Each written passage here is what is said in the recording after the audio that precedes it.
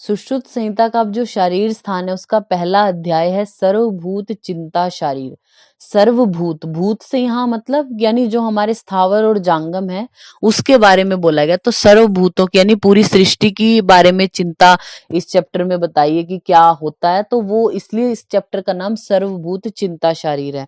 आप यही पेज के टॉप पर लिख लीजिए, चरक शारीर में 8 अध्याय हैं। मतलब हम डिस्कस करते हैं ना कि किसमें कितने अध्याय हैं, तो जो चरक शारीर स्थान है उसमें 8 अध्याय हैं।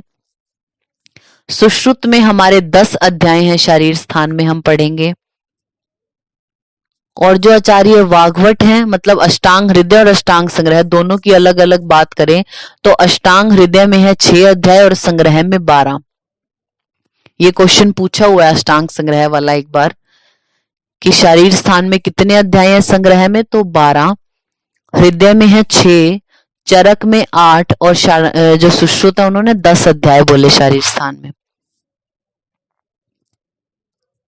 फिर आप 3 नंबर श्लोक देखिए, यहाँ पे बोला गया सर्वभूतानाम कारणम अकारणम, यानी सभी भूतों का जो कारण है किंतु खुद अकारण है। जो सत्व रज तमो लक्षण, यानी जिसमें सत्व रज तम ये गुण है, जिसके अष्ट रूप अखिलस्य, अष्ट प्रकृति वाला है।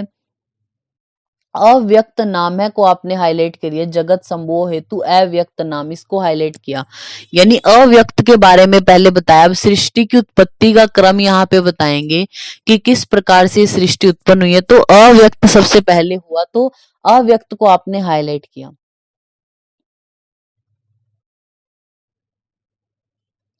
फिर नेक्स्ट है हमारा 4 नंबर जो श्लोक है, उसमें आप देखिए, हिंदी में ही देखिए, जो अव्यक्त है ये फर्स्ट में बोल दिया आपको, जो सभी भूतों का तो कारण है लेकिन खुद अकारण है, खुद का कोई कारण नहीं है।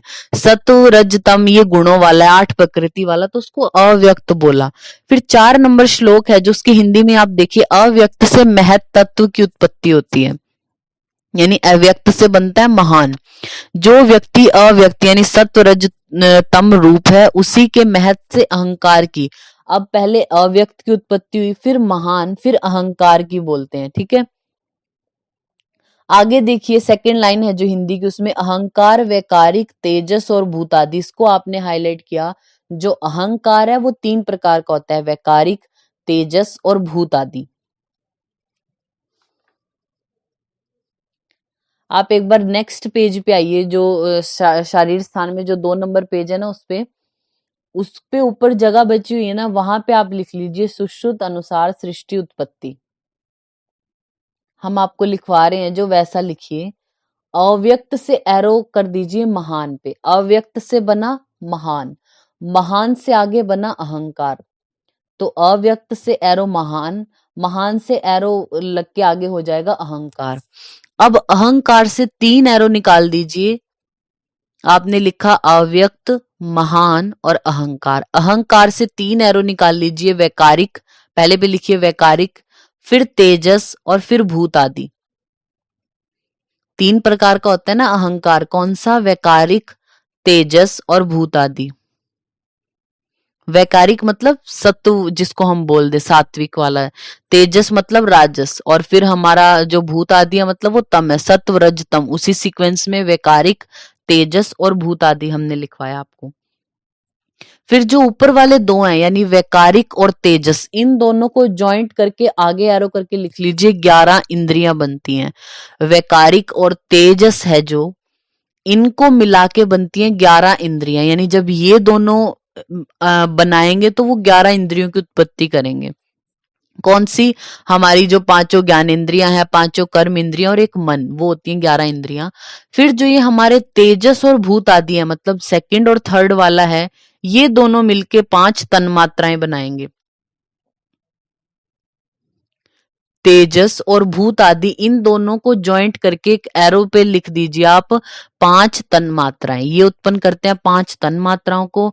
और इन 5 तन मात्राओं से एरो कर दीजिए पंच महाभूत की उत्पत्ति। ठीक है, ये हम शुरू से एक बार रिपीट कर देते हैं। सबसे पहले अव्यक्त, अव्यक्त से एरो महान पे ले जाइए, यानी अव्यक्त से उत्पन्न हुआ महान, महान से उत्पन्न होता है अहंकार। अहंकार तीन प्रकार का होता है, वैकारिक, तेजस और भूत आदि। अब ये जो वैकारिक है और तेजस है, इन दोनों से उत्पन्न हुई है 11 इंद्रियां हमारी, जैसे कि 5 ज्ञान इंद्रियां, 5 कर्म इंद्रियां और एक मन।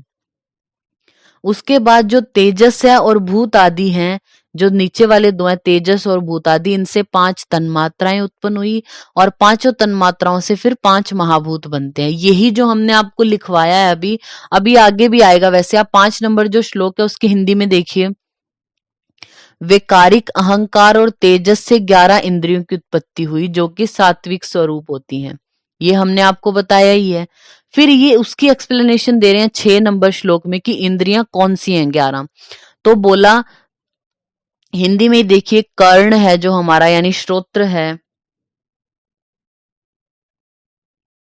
यानी श्रोत्र है। चर्म यानी जो त्वचा है, तो श्रोत्र है, त्वचा है, चक्षु है, जीवा है और घ्राण है। ठीक है, ये हमारी क्या बोली गई, ये 5 जो ज्ञान इंद्रियां हैं हमारी, ये आपको पता ही है, ये ज्ञान इंद्रियां हो गई। फिर उसके आगे वाग यानी वाणी जो है, हमारा हाथ हो गया, लिंग है, गुद है, पैर है, ये हमारी होती हैं कर्म इंद्रियां। और उभयात्मक मन को हाईलाइट कर लीजिए आप। 6 नंबर जो श्लोक है ना, उसमें लास्ट वर्ड है उभयात्मक मन, यानी जो मन है वो ज्ञान इंद्रिय भी है, कर्म इंद्रिय दोनों ही होते हैं, उभयात्मक बोला है। फिर नेक्स्ट आ जाइए आप, 7 नंबर जो श्लोक है उसकी हिंदी देखिए। भूत अहंकार से और तेजस अहंकार से, जो तेजस और भूत आदि से, इनसे 5 तन्मात्राएं बनती हैं। कौन सी तन्मात्रा, शब्द तन्मात्रा, स्पर्श, रूप, रस, गंध, ये 5 तन्मात्राएं। इन तन्मात्राओं के विशेष गुण होते हैं शब्द, स्पर्श, रूप, रस, गंध, और इनसे आकाश, वायु, अग्नि, जल, पृथ्वी ये उत्पन्न होते हैं। ये 24 तत्व आपने पढ़ लिए। ये जो हमने, ये जो 5, 6 और 7 नंबर श्लोक में, यही हमने आपको पेज के टॉप पर लिखवाया। अव्यक्त से बना महान, महान से अहंकार, अहंकार हमारा वैकारिक, तेजस और भूत आदि है। वैकारिक और तेजस से 11 इंद्रियां बनी, 11 इंद्रियों में 5 ज्ञान इंद्रियां, 5 कर्म और उभय मन है। तेजस और भूत आदि से 5 तन्मात्राएं बनी और उनसे 5 महाभूत बने। ठीक है, आपको क्वेश्चन पूछ सकते हैं सात्विक अहंकार का अन्य नाम क्या है, तो आप लिख लीजिए, पेज के बॉटम पे लिख लीजिए, ऊपर तो जगह होगी नहीं, तो बॉटम पे आप लिख लीजिए सात्विक अहंकार को बोलते हैं आप वैकारिक, मतलब सात्विक पूछा जाए तो वैकारिक नाम है उसका दूसरा। तेजस मतलब राजस से मतलब है यहाँ पे, तो तेजस है राजस, हमारे मन के होते हैं ना, सत्व, रज और तम, ये गुण बताए गए हैं। तो जो सात्विक है वो, उसको यहाँ पे बोला गया वैकारिक अहंकार। जो राजस है उसको बोलते हैं तेजस, और भूत आदि मतलब तामस को बोला गया। नेक्स्ट आप आ जाइए, 8 नंबर जो श्लोक है इसमें बोला, तत्र बुद्धि इंद्रियाणाम शब्द आद्यो विषय, जो हमारी बुद्धि इंद्रियां हैं यानी ज्ञान इंद्रियां हैं, उनके विषय होते हैं शब्द आदि, यानी शब्द, स्पर्श, रूप, रस, गंध। कर्म इंद्रियाणाम यथा संख्यम, यानी कर्म इंद्रियों के क्रम से कौन से गुण होते हैं, वचन, दान, आनंद, विसर्ग, विहाराणी। तो इसको आप समझने के लिए जो नीचे टेबल बनाई हुई है ना, कि ज्ञान इंद्रियां श्रोत्र, त्वक, चक्षु, जीवा और घ्राण, इनके आपको गुण पता है। कान हमारा सुनने का काम करता है तो शब्द का ग्रहण, त्वचा स्पर्श का, चक्षु रूप का, जीवा रस का, घ्राण हमारा गंध का। कर्म इंद्रिय इंपॉर्टेंट है, आपको याद रखना है। जो वाक है, वाणी क्या करती है, बोलने का काम करती है, तो हाईलाइट कर लीजिए आप, जो वाणी है वो वचन, वचन को आपने हाईलाइट किया। फिर है हमारा हस्त, जो हाथ होता है वो क्या करता है, कोई चीज आप आदान लेते देते हो ना हाथ की हेल्प से ही, तो आदान करने का काम है हमारा हस्त का।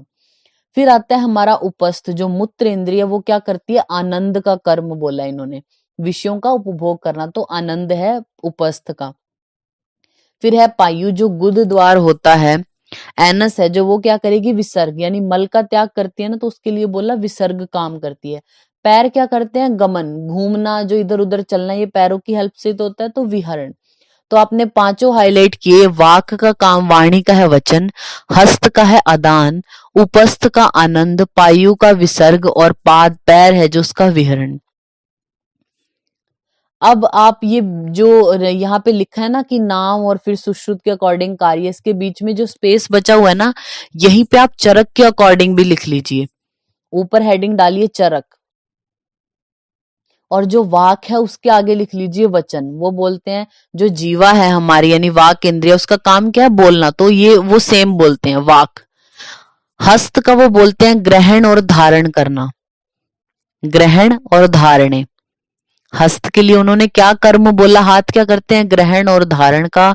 उपस्थ और पायु दोनों का ही वो बोलते हैं, जो मूत्र इंद्रिय और गुद है उन दोनों का कर्म उन्होंने बोला विसर्गार्थ है, विसर्ग निकालने का काम करते हैं।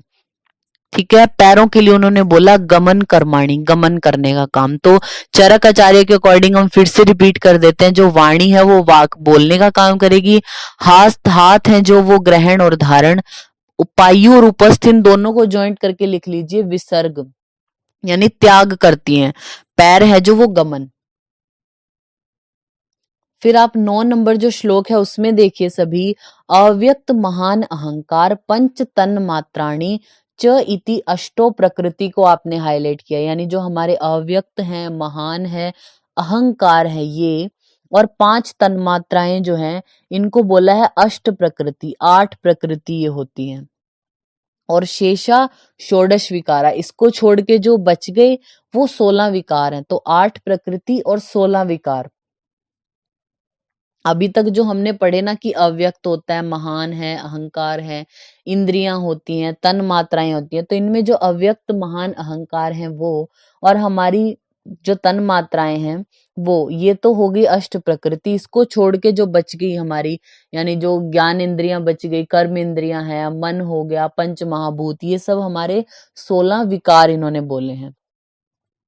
फिर इसके बाद आप देखिए जो विमर्श है, विमर्श की 3rd लाइन में लास्ट में देखिए, यथा मूल प्रकृति विकृति महताद्या प्रकृति विकृति सप्त शेषा षोडश विकारा। ये सांख्य दर्शन के अकॉर्डिंग आपको यहां से समझ नहीं आएगा, आप चाहे तो पेज के टॉप पर अगर आपके पास स्पेस है वहां लिखें, या फिर अगर आपको अलग से उसको नोट डाउन करना है तो अलग से कर सकते हैं।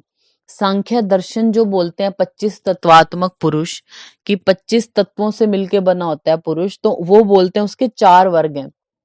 मतलब एक साइड आपने जो प्रकृति लिखना है, फिर उसके नीचे विकृति, फिर प्रकृति विकृति, न प्रकृति न विकृति, इस तरीके से आपने ये 4 इस तरीके से लिखने हैं, और 3 हम जो है वो कॉलम बनाएंगे।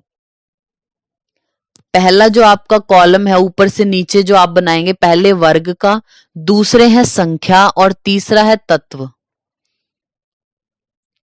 आप चाहे तो पेज के टॉप पर लिखिए, अलग से नोट डाउन कीजिए। तो पहले हम लिख रहे हैं वर्ग कितने हैं। वर्ग में आप पहला लिख लीजिए प्रकृति, प्रकृति के जस्ट नीचे लिखिए दूसरा विकृति, विकृति के नीचे प्रकृति विकृति इकट्ठे लिखना है।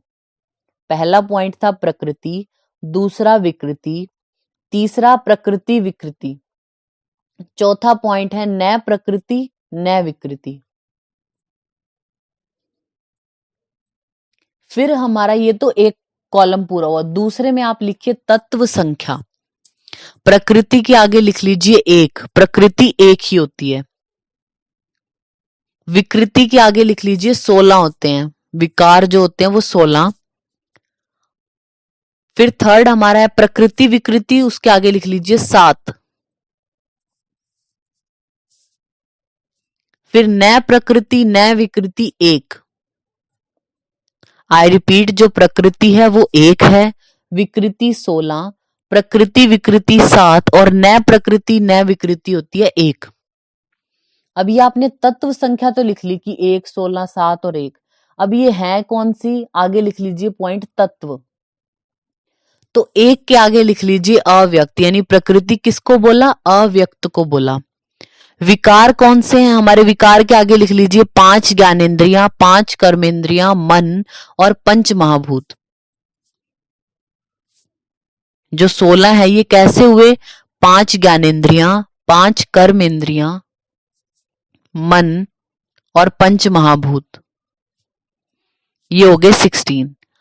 फिर प्रकृति विकृति है ना जो 7, उसके आगे लिख लीजिए महान, अहंकार, 5 तन्मात्राएं, 5 तन्मात्राएं होगी, और महान और अहंकार, ये 7 चीजों से इनको बोलते हैं प्रकृति विकृति। फिर लास्ट रह गया नय प्रकृति नय विकृति, जो एक है उसके आगे लिख लीजिए पुरुष। जो आत्मा है हमारी यानी जो पुरुष है वो नय प्रकृति नय विकृति। फिर नेक्स्ट हम आते हैं 10 नंबर जो श्लोक है उसमें आप देखिए 10 नंबर श्लोक की जो हेडिंग है इसको आप हाईलाइट कर लीजिए। प्रकाशमान 13 तत्वों का वर्णन यहाँ पे किया गया है। प्रकाशमान 13 तत्व हैं। फिर देखिए सेकंड लाइन में, जैसे बुद्धि के देवता होते हैं ब्रह्मा, तो बुद्धि ब्रह्मा, बुद्धि के देवता है ब्रह्मा। अब देवताओं की बात की है, अहंकार के देवता मतलब अहंकार है ईश्वर। मन का होता है चंद्रमा, श्रोत्र की होती हैं दिशाएं, चर्म त्वचा की होती है वायु, हमें पता है। नेत्र का है सूर्य देवता, जीवा का है जल, नासिका का पृथ्वी, वायु का अग्नि। तो ये श्लोक नंबर जो 10 है ना, इसकी सेकंड लाइन में देखिए आप, पृथ्वी घ्राण से आगे देखिए वाचो अग्नि लिखा है, इसको हाईलाइट कर लीजिए, ये क्वेश्चन पूछा हुआ है। वाचो अग्नि, वाणी का देवता कौन है? अग्नि को बोला गया। फिर नेक्स्ट हाईलाइट कर लीजिए हस्त्योर इंद्र, हाथों का जो देवता है वो इंद्र है। फिर है नेक्स्ट पादयो विष्णु, पैरों के हैं विष्णु। पायु मित्र यानी जो गुदा है उसके हैं मित्र, और प्रजापति उपस्थ है, जो उपस्थ है उसके हैं प्रजापति देवता। तो ये प्रकाशमान 13 तत्व बताए। तो इसमें आपने हाईलाइट सिर्फ 2 ही किए हैं, वाचो अग्नि, हस्त्यो इंद्र। ठीक है। नेक्स्ट हमारा आता है अब 11 नंबर जो श्लोक है उसमें देखिए, तत्र सर्वा एव अचेतन। जो अब तक ये वर्ग बताए आपको, अव्यक्त, महान, अहंकार, यानी 8 प्रकार की प्रकृति, 16 विकार जो बता दी, ये सब क्या है? अचेतन है, जड़ है, कोई चेतना नहीं है इनमें। पंचविंशति तमः यानी 25वां जो तत्व है, जो कार्य कारण संयुक्तम चेतित्वा भवति, यानी जब ये सबसे मिल जाएगा तो चेतनता आ जाएगी इन 24 तत्वों में, तो वो हमारा 25वां तत्व है पुरुष।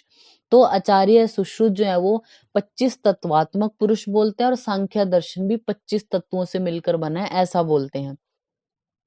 फिर हमारा आता है 13 नंबर जो श्लोक है, इसमें प्रकृति और पुरुष में साधर्म्य और वैधर्म्य क्या है, क्या क्या जो है वो इनमें कंपैरिजन किया हुआ है कि क्या इनमें सिमिलैरिटीज है और क्या डिसिमिलैरिटीज हैं।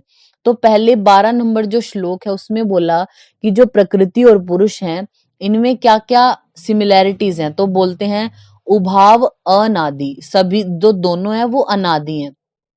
ठीक है। और उभाव अनंतो, अनादि, आदि भी नहीं है दोनों का, ना पुरुष का कोई स्टार्टिंग है ना प्रकृति, आपको नहीं पता प्रकृति कब से बनी आ रही है, या जीव आत्मा का भी आपको नहीं पता कब बनी। तो जो आत्मा है और प्रकृति यानी पुरुष और प्रकृति, ये दोनों अनादि हैं, जिनकी कोई स्टार्टिंग ही नहीं है। और अनंतो, अंत भी नहीं है जिनका। और उभयापि अलिंगो, दोनों ही अलिंग मतलब निराकार हैं, कोई आकार नहीं है जिनका। उभाव अपि नित्यो, दोनों ही नित्य हैं, हमेशा रहती ही हैं। उभाव अपरो, दोनों ही अपर होती हैं, मतलब इनमें से पहले कौन आया पर कौन है ये कुछ भी नहीं पता किसी को, तो अपर है। उभाव अपि सर्वगतावगति, जो दोनों हैं इनकी क्या है? सर्वत्र व्यापद है, गतावगति, हर जगह व्याप्त है, प्रकृति भी और पुरुष भी। तो ये इनमें जो वो सिमिलैरिटीज बताई। तो आगे जो पेज नंबर 5 है निदान ये शारीर स्थान का, इसमें आप देखिए पहले सिमिलैरिटीज वाला बताया कि दोनों अनादि हैं, अंत रहित हैं, निराकार हैं, नित्य हैं, और पर नहीं है मतलब अपर हैं दोनों, और सर्वगतावगति मतलब व्यापक है, हर जगह शामिल है। फिर नेक्स्ट इनका बोला गया है कि इनमें डिफरेंसेस क्या हैं, ऐसा बोला गया, दोनों में असमानताएं क्या हैं। तो बोला एका तू प्रकृति अचेतना, यानी प्रकृति एक है, चेतन रहित होती है। ठीक है। फिर उसके लिए बोला त्रिगुणों, 3 गुणों वाली है, सत्व रज और तम जो है हमारे। बीज धर्मिणी है, बीज धर्मिणी मतलब जैसे वृक्ष में बीज रहता है ना, तो संसार रूपी जो वृक्ष का बीज एक हमारा प्रकृति को बोला। फिर बोलते हैं प्रसव धर्मिणी, यानी ये प्रसव धर्मिणी होती है। फिर आगे बोला अमध्यस्थ धर्मिणी, यानी बीज धर्मिणी बोला इसको। जैसे संसार जो उत्पन्न हुआ है, अब बीज बीज स्वरूप में थी, अब ये क्या करेगा, प्रसव धर्मण करने वाली, यानी ये क्या करेगी, बीज जो है प्रकृति वो व्यापक पुरुष के साथ मिलके प्रसव यानी उत्पन्न कर रही है ना किसी चीज को, तो प्रसव धर्मिणी है। फिर आगे बोला अमध्यस्थ धर्मिणी। अमध्यस्थ धर्मिणी क्या है, मध्यस्थ का मतलब होता है कि सुख दुख का अनुभव जिसको ना हो, तो प्रकृति जो होती है वो सुख दुख का अनुभव करती है, इसलिए अमध्यस्थ धर्मिणी है। तो अब ये जो राइट पेज है आपका 5 नंबर जो पेज है, इसमें प्रकृति के गुण आप देखिए, एक होती है, ये क्या है, चेतना रहित है मतलब जड़ है, 3 गुणों वाली, बीज धर्मिणी, प्रसव धर्मिणी और दुख सुख को भोगने वाली, मतलब इसके आगे आप पेन से लिख लीजिए अमध्यस्थ धर्मिणी वर्ड आया था। सुख दुख को भोगती है प्रकृति तो अमध्यस्थ धर्मिणी। इसके जस्ट अपोजिट होता है पुरुष। पुरुष क्या होता है, अनेक है, अनंत है, अचेतन है, मतलब चेतन अचेतन नहीं है, चेतनता है पुरुष में, जीवात्मा में। त्रिगुणातीत है, मतलब 3 गुण कुछ ऐसे नहीं है, गुणातीत बोला इसको। ये अबीज धर्मण है, अप्रसव वाला है और मध्यस्थ धर्मणी, यानी सुख दुख किसी का ज्ञान नहीं होता अकेली जीवात्मा को। अकेली है जो जीवात्मा, जब इस शरीर में आएगी तब तो होता है, लेकिन जो अकेली जीवात्मा है वो सुख दुख से शून्य है, यानी मध्यस्थ धर्मणी होती है हमारी जीवात्मा। प्रकृति को अमध्यस्थ धर्मिणी बोला। तो ये जो इनमें सिमिलैरिटीज और डिससिमिलैरिटीज हैं, ये आप इस चार्ट से भी याद रखेंगे। फिर आता है हमारा 14 नंबर श्लोक में बोला तत्र कारण अनुरूपम कार्यमिति, यानी कारण के अनुरूपी कार्य होता है। फिर उसके बाद आप जो है वो नेक्स्ट पेज पे आ जाइए, 15 नंबर जो श्लोक है उसमें जो हमारे आचार्य सुश्रुत है उन्होंने सृष्टि उत्पत्ति में 6 कारण बताए। कौन से, स्वभावम, ईश्वरम, कालम, यदृच्छा, नियति तथा, यानी स्वभाव से हो जाती है तो सृष्टि की उत्पत्ति, ईश्वर की वजह से, काल की वजह से, यद इच्छा की वजह से, नियति की वजह से, और परिणामम च मन्यन्ते, प्रकृति पृथुदर्शिन है। जो प्रकृति है जो यानी विशाल बुद्धि वाले, पृथुदर्शिन है जो विशाल बुद्धि वाले लोग हैं, वो जगत में क्या कारण मानते हैं कि उत्पत्ति क्यों हुई, या तो स्वभाव से, तो आपको याद होने चाहिए स्वभावम ईश्वरम कालम यदृच्छा नियति तथा परिणामम च मन्यन्ते प्रकृति पृथुदर्शिनः। फिर हमारा है 16 नंबर जो श्लोक है, इसमें क्या बोला गया, तन्मया अन्येव भूतादि तद गुणा अन्येव च आदिशेत तच तच लक्षणा कृष्णो भ्रूत ग्रामम व्यजनति, यानी इन्होंने बोला जो स्वाभाविक गुण होते हैं हमारे, विशेषताओं से व्याप्त जो प्रकृति है वो आकाश आदि सत्व रज गुण ये समझना चाहिए। यानी आकाश जो हमारे यानी 5 महाभूत हैं और प्रकृति के जो गुण है सत्व रज तम, इनसे ही भूत ग्राम जो है यानी हमारे स्थावर जांगम जो है वो उत्पन्न होते हैं। तो हमारे जो भूत आदि के जो गुण है वो, और जो प्रकृति के गुण है, प्रकृति के गुण कौन से थे, सत्व रज और तम, ये प्लस हमारे आकाश आदि के गुण कौन से थे, हमारे की जो शब्द स्पर्श रूप रस गंध है, इन सब से इनसे मिलके ही हमारा जो संपूर्ण भूत ग्राम है वो उत्पन्न हुआ है, ऐसा बोला गया है। फिर 17 नंबर जो श्लोक है उसकी सेकंड लाइन को आप हाईलाइट कर सकते हैं, भूतेभ्यो ही परम तस्मिन नास्ति चिंता चिकित्सके, यानी भूतों से अन्य जो अव्यक्त आदि है वे चिकित्सा के लिए कोई उपयोगी नहीं है। जो ये भूतग्राम बनते हैं मतलब हमारे जो स्थावर हैं जांगम जो द्रव्य हैं, ये इन्हीं का तो आप ट्रीटमेंट करते हो ना, जो आपकी द्रव्य हैं। अगर अव्यक्त की बात करें, अकेले अव्यक्त तो कोई चिकित्सा में उपयोगी नहीं है, ना महान का यूज है ना अहंकार का, तो अकेला जो अव्यक्त महान अहंकार आदि है इनकी कोई ट्रीटमेंट नहीं करते, लेकिन जो भूत हैं वो जो हमारे भूतग्राम बने जो लिविंग ऑर्गेनिज्म है उन्हीं की आप ट्रीटमेंट करते हो, यानी वो चिकित्सा के लिए उपयोगी वही हैं, भूत आदि के अलावा जो अन्य अव्यक्त आदि हैं वो में कोई जरूरी नहीं है, ऐसा बोला गया। फिर श्लोक है उसमें सेकंड लाइन में आप देखिए, भौतिकानि च इंद्रियाणि आयुर्वेद, इतना आपने हाईलाइट किया। चाहे तो हिंदी की सेकंड लाइन में हाईलाइट कर लें, इंद्रियां भी भौतिक हैं और इंद्रियार्थ भी भौतिक हैं। पूछा गया हुआ क्वेश्चन है ये, राजस्थान में एक बार पीजी में पूछा था कि जो सांख्य दर्शन है उन्होंने इंद्रियों को क्या बोला, आप यही लिख लीजिए, सांख्य दर्शन इंद्रियों को बोलते हैं अहंकारिक।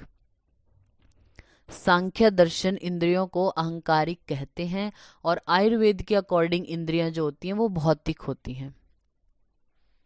आपने लिखा इंद्रियां जो हैं वो अहंकारिक हैं सांख्य दर्शन के अकॉर्डिंग, आयुर्वेद अनुसार इंद्रियां होती हैं भौतिक। फिर हमारा 19वां नंबर जो श्लोक है उसमें बोला है इंद्रियायण इंद्रियार्था तू स्वम स्वम ग्रहति मानव नियतम तुल्य योनित्वात न अन्येनम इति स्थिति। बोलते हैं जो इंद्रियां हैं वो अपने अपने अर्थ को ग्रहण करती हैं, क्योंकि वे इंद्रियां एक ही से उत्पन्न हुई है, दूसरे को उत्पन्न हुई दूसरे को कदापि ग्रहण नहीं करेंगी। जैसे जो आकाश है, आकाश से उत्पन्न हुई आपकी श्रोत्र इंद्री, तो वो शब्द को ही ग्रहण करेगी, कानों से आप देख नहीं सकते, सिर्फ सुन सकते हो। तो जो इंद्रियां हैं वो अपने क्या करेंगी, अपने ही विषय को ग्रहण करेंगी। तुल्य योनित्वात, उनकी योनि यानी उनका कारण ही वही है।